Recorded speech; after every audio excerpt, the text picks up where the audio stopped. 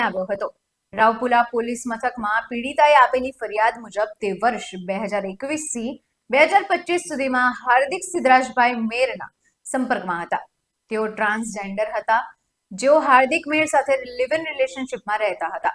હાર્દિકે લગ્ન કરવાની લાલચ આપીને તેમનો વિશ્વાસ જીત્યો હતો। બાદમાં પીડિતાએ સેક્સ ચેન્જ ઓપરેશન કરાવી ટ્રાન્સજેન્ડરમાંથી મહિલા બન્યા હતા, જે માટે તેમણે સર્જરી કરાવવા માટે લોન લીધી હતી। હવે પીડિતાના લોનના નાણાં ભરીને ઘણી આર્થિક મુશ્કેલીઓ સહન કરી રહ્યા છે, જે દરમિયાન પ્રેમી હાર્દિક મેર દ્વારા વિશ્વાસઘાત અને છેતરપિંડી કરવામાં આવી હોવાનું ધ્યાને આવ્યું છે। બંને વચ્ચે સંબંધ દરમિયાન પીડિતા જોડે મારઝૂડ પણ કરવામાં આવી હતી। એટલું જ નહીં, તેની જોડે અવારનવાર શારીરિક સંબંધો બાંધવામાં આવ્યા હતા। તે પૈકી કેટલીક વખત તેની મરજી વિરુદ્ધ પણ સંબંધ બાંધવામાં આવ્યા હતા। આ ઉલ્લેખ ફરિયાદમાં છે, જ્યારે આખરે તેના પિતાને કહેવા ફોન પર ગાળાગાળી કરીને ધમકી આપી હતી કે તું અહીં જેતપુર આવીશ તો તને જાનથી મારી નાખીશ, તું મરી જા।